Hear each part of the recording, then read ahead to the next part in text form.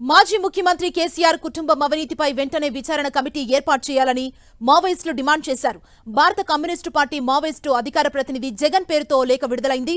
కేసీఆర్ కుటుంబం, కాంగ్రెస్ పాలన సహా పలు అంశాలను మావోయిస్టులు లేఖలో ప్రస్తావించారు. కేసీఆర్ కు అన్ని ఆస్తులు ఎక్కడివని ప్రశ్నించారు.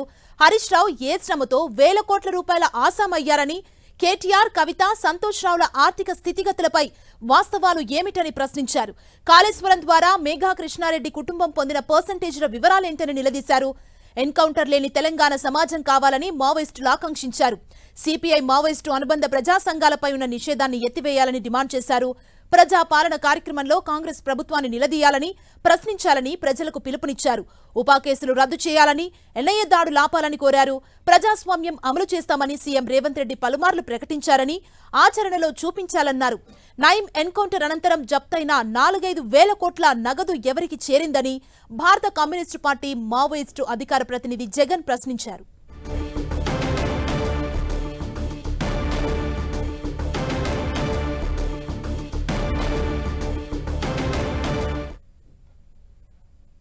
ఇక మావోయిస్టులు రిలీజ్ చేసిన లేఖకు సంబంధించి మరిన్ని డీటెయిల్స్ మా ప్రతినిధి సైదులు అందిస్తారు. సైదులు, సుమా, మావోయిస్టు పార్టీ అధికార ప్రతినిధి జగన్ విడుదల చేసిన లేఖ ఇప్పుడు రాష్ట్ర రాజకీయాల్లోనూ అటు ప్రతిపక్ష అధికార పార్టీ నేతల్లో కలవరం పెడుతుందని చెప్పుకోవచ్చు. కీలకంగా ప్రధానంగా భూస్వాములకు సంబంధించి ధరణి పోర్టల్కి సంబంధించినటువంటి అంశాలను లేవనెత్తారు. ధరణి పోర్టల్ పెట్టిన తర్వాత మాజీ సీఎం కేసీఆర్ ఆనాడు రాచరిక వ్యవస్థను, భూస్వామ్య వ్యవస్థను కూడా దేశ రాష్ట్రానికి పరిచయం చేసి పేదల భూములను బలవంతంగా లాక్కున్నారంటూ కూడా ఆ లేఖలో మొత్తం కూడా ప్రకటన చేసిన పరిస్థితి. అదేవిధంగా నాడు ప్రకటించినటువంటి అంటే నాడు నిర్మాణం చేసినటువంటి కాళేశ్వరం మేడిగడ్డ ప్రాజెక్టులో ఉన్నటువంటి జరిగిన అవినీతి అక్రమాలపైన, అదేవిధంగా సీఎం కేసీఆర్ కుటుంబాన్ని, నాటి సీఎం కేసీఆర్ కుటుంబం పైన జరుగుతున్న అవినీతి ఆరోపణల పైన కూడా విచారణ జరపాలని చెప్పేసి కూడా మావోయిస్టులు లేఖ రిలీజ్ చేశారు. ఆ లేఖలో కూడా ప్రధానంగా డిమాండ్ చేస్తున్నారు సీఎం కేసీఆర్ కి ఎక్కడి నుంచి ఎన్ని వేల కోట్ల రూపాయల ఆస్తులు వచ్చాయి, అదేవిధంగా హరీష్ రావుకి, అది కేటీఆర్ కి ఫామ్ హౌస్లు ఎక్కడి నుంచి వచ్చాయంటూ కూడా లేఖలో ప్రధానంగా ప్రకటన చేశారు. నాడు నయీంను ఎన్కౌంటర్ చేసిన తర్వాత జరిగినటువంటి ఆస్తుల జప్తుల తర్వాత ఆ వివరాలను పూర్తిగా వెల్లడించలేదు. ఆ వివరాలకు సంబంధించిన దాంట్లో కూడా పూర్తి స్థాయిలో కూడా ప్రకటన చేయాలి, వివరాలు కూడా వెల్లడించాలని కూడా డిమాండ్ చేస్తున్న పరిస్థితి. కాంగ్రెస్ ప్రభుత్వం చేపడుతున్న ప్రజా పాలనలో ప్రజలు మొత్తం పూర్తి స్థాయిలో కూడా ప్రజా సమస్యలపై లేవనెత్తాలి, డిమాండ్ చేయాలి.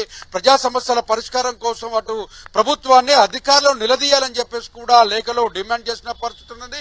ప్రధానంగా మావోయిస్టులు అంటే ప్రజా ఉద్యమాలు నిర్వహించినటువంటి ప్రజా సంఘాలపైన, మావోయిస్టు అనుబంధ సంఘాలపైన ఏర్పాటు చేసిన నిషేధాన్ని కూడా ఎత్తివేయాలి, వారిపై పెట్టిన ఉపా చట్టం కేసులను పూర్తి స్థాయిలో కూడా ఎత్తివేయాలని కూడా డిమాండ్ చేస్తూ ఆ లేఖలో ప్రకటన చేశారు. అటు ప్రధానంగా అటు మేడిగడ్డ మొత్తం ప్రాజెక్టుకు సంబంధించిన దాంట్లో కూడా పూర్తి స్థాయిలో మెగా కృష్ణారెడ్డి వాటా ఎంత, మెగా కృష్ణారెడ్డి ద్వారా కేసీఆర్ కుటుంబానికి ఎన్ని కోట్ల రూపాయలు వెళ్ళాయి అనే దాని మీద కూడా లేఖలో కూడా ప్రకటన చేశారు. పూర్తి స్థాయిలో కూడా కాంగ్రెస్ ప్రభుత్వం ప్రజాపాలనలో ఏ విధంగా అయితే ప్రజా సమస్యలు తెలుసుకోవాలని కూడా ప్రయత్నం చేస్తుందో అదే స్థాయిలో సీఎం అంటే నాటి సీఎం గా ఉన్నటువంటి కేసీఆర్ కుటుంబంపై వచ్చినట్టు అవినీతి ఆరోపణల పైన పూర్తి స్థాయిలో కూడా విచారణ జరపాలని కూడా డిమాండ్ చేస్తున్నారు.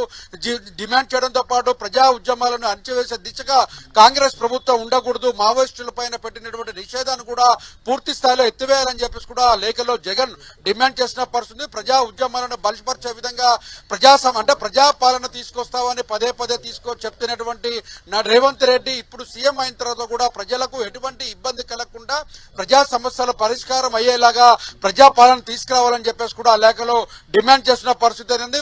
పదే ఎన్కౌంటర్ల పేరుతో అమాయక గిరిజనులు కావచ్చు, మావోయిస్టు సానుభూతి పరులను కూడా ఎన్కౌంటర్ల ద్వారా హత్య చేస్తున్న పరిస్థితి ఉంది. ఆ ఎన్కౌంటర్ల వ్యవస్థకు స్వస్తి పలకాలని చెప్పేసి కూడా లేఖలో ప్రధానంగా డిమాండ్ చేశారు. ఓవరాల్ గా చూసుకుంటే ఇప్పుడు జగన్ వేసిన లేఖ మొత్తం రాష్ట్ర రాజకీయాల్లో కలకల రేపుతున్నాయి. ఒకవైపు ఇప్పటికే అటు మేడిగడ్డ కాళేశ్వరం ప్రాజెక్టు పైన రాష్ట్ర ప్రభుత్వం విచారణ జరపాలని ఆదేశం జారీ చేసిన నేపథ్యంలో ఇప్పుడు మావోయిస్టులు కూడా తమ లేఖలో విచారణ జరపాలని చేసిన డిమాండ్ ఇప్పుడు రాజకీయ ప్రధాన అంశంగా మారిందని కూడా చెప్పుకోవచ్చు. ఇదే అంశం పైన ఇప్పటికీ ఏదైతే మేడిగడ్డకు సంబంధించిన దాంట్లో కూడా ప్రధానంగా మొత్తం కుదింపుకు ఎందుకు జరిగింది, దాని నాణ్యత లోపాలకు సంబంధించినటువంటి అంశాలు కావచ్చు, మెగా కృష్ణారెడ్డి జరిగినటువంటి వాటా ఎంత, అసలు ఎంతకి టెండర్ వేశారు, సబ్ కాంట్రాక్టర్లు ఎలా ఇచ్చారనేది కూడా నిక్షిప్తంగా దాదాపు 2 పేజీలకు సంబంధించినటువంటి లేఖను కూడా మావోయిస్టులు విడుదల చేసిన పరిస్థితి ఉంది. 2 రాష్ట్రాల్లో కూడా ఇప్పుడు మావోయిస్టుల లేఖ కలకలం రేపుతుందని కూడా చెప్పుకోవచ్చు సుమా. సైదులు ఎన్కౌంటర్ లేని తెలంగాణ కావాలి, అదేవిధంగా ఉపా కేసులను రద్దు చేయాలి, ఎన్ఐఏ దాడుల్ని కూడా ఆపాలంటూ ఈ లేఖలో కోరారు కదా, ఈ అంశాలు ఎట్లా చూడాలంటారు? గత ప్రభుత్వం చూసినట్లయితే ఎక్కువగా తెలంగాణ, ఛత్తీస్గఢ్, ఆంధ్ర ఏఓబి బార్డర్ లో మాత్రం మావోయిస్టులకు నిత్యం తెలంగాణ ఏపీకి సంబంధించినటువంటి బార్డర్ లో పోలీస్ అధికారుల మధ్య కూడా నిరంతరం కూడా కాల్పులు జరిగాయి. అనేక మంది మావోయిస్టు సానుభూతిపరుల కుటుంబాలు కూడా మృత్యువాత పడిన పరిస్థితి ఉంది. మావోయిస్టులకు అనుకూలంగా ఉన్నాడు అంటే కేంద్ర ప్రభుత్వం మొదటి నుంచి కూడా చెప్తుంది, మావోయిస్టులకు వ్యతిరేకంగా, మావోయిస్టులకు అనుకూలంగా ఎవరైతే పనిచేస్తున్నారో, మావోయిస్టుల సాహిత్యాన్ని ఎవరైతే ప్రచారం చేస్తున్నారో, సానుకూలంగా ఉన్నటువంటి నేతలు వరవరరావు లాంటి నేతలను కూడా ఉపా చట్టం కింద జైలుకు పంపిన పరిస్థితి ఉంది. అలా విధంగా చాలా మందిని హైదరాబాద్ కేంద్రంగా కావచ్చు, నల్గొండ, ఆదిలాబాద్, నిజామాబాద్ కేంద్రంగా కూడా అనేక మంది మావోయిస్టు సానుభూతి పనులు కూడా ఉపా చట్టం కింద కేసులు నమోదు చేసి ఎన్ఐఏ దాడులు కూడా నిర్వహించిన పరిస్థితి ఉంది. ఈ దాడులను ఉపా చట్టం మీద పెట్టిన కేసులను కూడా పూర్తి స్థాయిలో ఉపసంహరించుకోవాలి, వరవరరావు లాంటి నేతలను కూడా విడుదల చేయాలి. కేంద్రంలో హోంమంత్రిగా ఉన్న అమిత్ షా చేసినటువంటి గతంలో మావోయిస్టులపై ఉక్కుపాదం మోపుతామంటూ కూడా చేసిన ప్రకటన నేపథ్యం, ఒకవైపు ఎన్ఐఏ దాడుల పేరుతో మావోయిస్టు సానుభూతి పరులను కావచ్చు, ఇతరుల అంటే ప్రజా సంఘాలకు సంబంధించిన నేతలను అరెస్టులు చేయడానికి కూడా తీవ్రంగా లేఖలో ఖండించిన పరిస్థితి. అయితే తెలంగాణ, ఛత్తీస్గఢ్ కి సంబంధించి చూసుకున్నట్లయితే గతంలో కాంగ్రెస్ ప్రభుత్వం ఉంది, ఇప్పుడు బీజేపీ ప్రభుత్వం అధికారంలోకి వచ్చింది. ఈ నెల రోజు కాలంలో కూడా ప్రతిరోజు మావోయిస్టుల పైన దాడులు, ఎన్కౌంటర్లు, కూంబింగ్ ప్రక్రియ వేగవంతంగా కొనసాగుతున్న పరిస్థితి అవుతుంది. కేంద్ర రాష్ట్ర ప్రభుత్వాల బలగాలు కూడా పెద్ద ఎత్తున కూడా ఛత్తీస్గఢ్ లో మోహరించిన పరిస్థితి అయితే కనిపిస్తుంది. ప్రతిరోజు నిన్న మనం చూసుకున్నట్లయితే ఛత్తీస్గఢ్ లో మావోయిస్టులు జవాన్ల మధ్య కాల్పుల్లో ఒక 6 ఏళ్ల చిన్నారి కూడా మృత్యువాత పడింది. తల్లి కూడా చేతి గాయాలైన పరిస్థితి, దారుణమైన పరిస్థితి చోటు చేసుకుంది. ఒకవైపు గిరిజనులు భయానకమైన వాతావరణంలో ఉంటున్న పరిస్థితి, క్షణక్షణం భయంగా గడుపుతున్న పరిస్థితి అయితే కనిపిస్తుంది.